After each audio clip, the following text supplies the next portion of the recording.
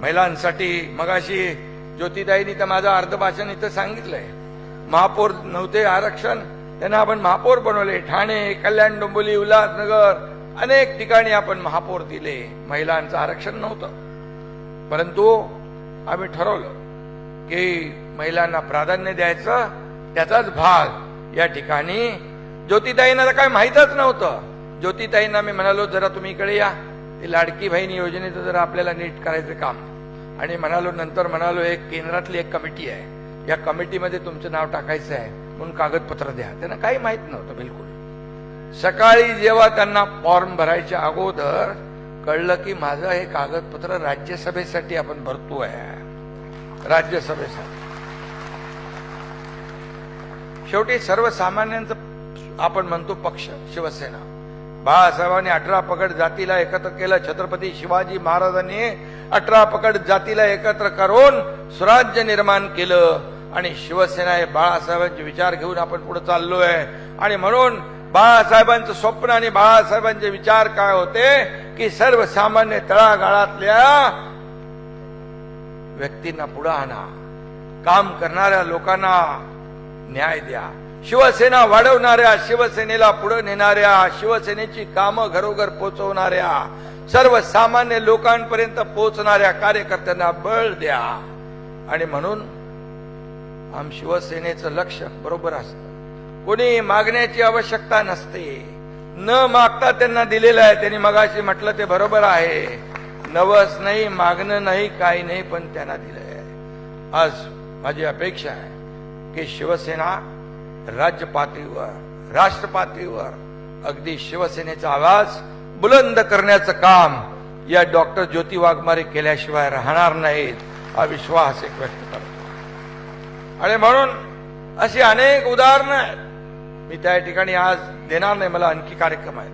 परंतु अशी अनेक उदाहरणं आहेत. माझ्या 3.5-4 वर्षाच्या कारकिर्दीमध्ये माझं प्रत्येक कार्यकर्त्यावर लक्ष असतं.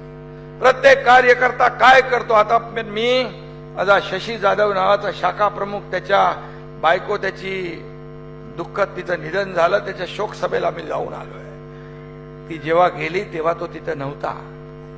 जेव्हा गेली तेव्हा तो काहीतरी पक्षाचं जबाबदारी पार पाडत होता. मी आपल्याला उदाहरण सांगतो.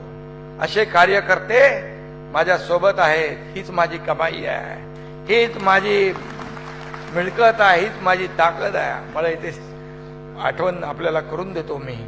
जेव्हा लोकसभेचा निवडणूक होती आणि लोकसभेचा प्रचार सुरू होता, माझी आई ज्युपिटर हॉस्पिटलमध्ये ऍडमिट होती.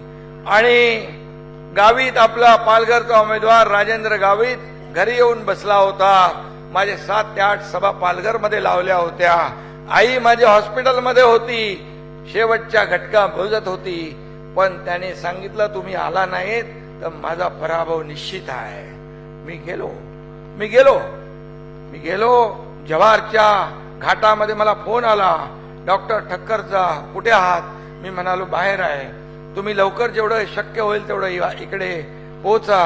माझ्या मनात पाल चुकचुकली की आता आई आपल्यात राहिली नाही, राहणार नाही. परंतु त्या 7-8 सभा मी केल्या. माझी आई नव्हती, माझी आई सोडून गेली होती. आलो तेव्हा आई या जगात नव्हती. परंतु मी माझं कर्तव्य पार पाडलं. आई देखील मला सांगायची कर्तव्य, जबाबदारी पार पाडण्यामध्ये कधी कसूर करू नको. तिचा आदेश मी पालन केला. असे अनेक माझा आनंदीगे साहेब गेले, आपत्कालीन आकस्मित गेले.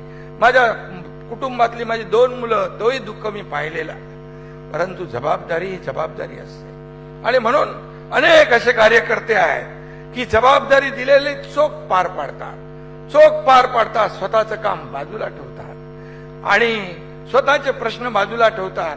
कधी मला सांगत नाही साहेब माझं हे काम आहे, मला तिकडे जायचं आहे. मी एकदा सांगितल्यानंतर काही बघत नाही. मला नंतर कळतं की त्याची ही अडचण होती, तरी सुद्धा त्यांनी सांगितलं नाही. हे कार्यकर्ते, हे जीवाभावाचे कार्यकर्ते मी गेले अनेक वर्ष माझी साथ देत आहेत. ही खरी म्हणजे ताकद आहे शिवसेनेची. आणि ही शिवसेना हा कार्यकर्त्यांचा पक्ष आहे. शिवसेना कार्यकर्त्याला सन्मान देणारा पक्ष आहे. शिवसेनेमध्ये कार्यकर्ता मोठा आहे. आणि म्हणून शिवसेनेमध्ये कोण मोठा कोण छोटा नाही आहे. हे मी अनेक वेळा आपल्या या महाराष्ट्राने पाहिलेलं आहे. आणि म्हणून मी या ठिकाणी हेही सांगू इच्छितो, पहिल्याच वेळेस आपल्या सर्व खासदारांनी सगळ्यांची इच्छा होती की खासदार डॉक्टर श्रीकांत शिंदेने मंत्री व्हावं, पण मंत्री झाला नाही. तो मला म्हणाला की आपल्यातल्या ज्येष्ठाला मंत्री बनवा.